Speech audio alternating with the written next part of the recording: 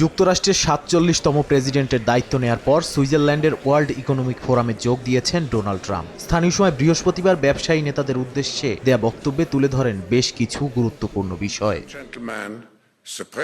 যুক্তরাষ্ট্রে মুদ্রাস্ফীতি ও অবৈধ অভিবাসন কমানোর পাশাপাশি দেশটির জীবাশ্ম জ্বালানি উৎপাদন বাড়ানোর অঙ্গীকার করেন ট্রাম্প। বলেন, যুক্তরাষ্ট্র বিশ্বের বৃহত্তম তেল ও গ্যাস উৎপাদক এবং এই সম্পদ ব্যবহার করে আমেরিকাকে শক্তিশালী উৎপাদনশীল শক্তি হিসেবে গড়ে তোলা হবে। ইউরোপীয় ইউনিয়ন ও কানাডার কঠোর সমালোচনা করেন ট্রাম্প।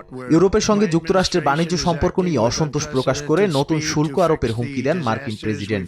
একই সঙ্গে সৌদি আরব ও ওপেককে তেলের দাম কমানোর জন্য চাপ দেওয়ার পরিকল্পনার কথা জানান। ইউরোপের সঙ্গে বাণিজ্য সম্পর্কের বিষয়ে ট্রাম্প বলেন, ইউরোপীয় ইউনিয়ন যুক্তরাষ্ট্রের সঙ্গে খুব খারাপ আচরণ করছে এবং তাদের পণ্য আমদানির প্রক্রিয়া কঠিন করে তুলছে। তিনি আবারও চীন ও রাশিয়ার সঙ্গে সম্পর্কের বিষয়ে আশাবাদ ব্যক্ত করেন এবং রাশিয়া ইউক্রেন যুদ্ধের সমাপ্তি ঘটানোর জন্য প্রেসিডেন্ট পুতিনের সঙ্গে শিগগিরই সাক্ষাৎ করার আগ্রহ প্রকাশ করেন।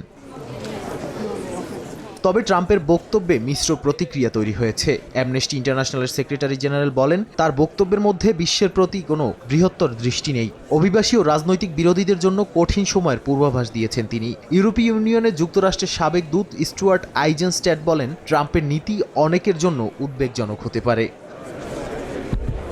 নাদিম মারজান, সময় সংবাদ।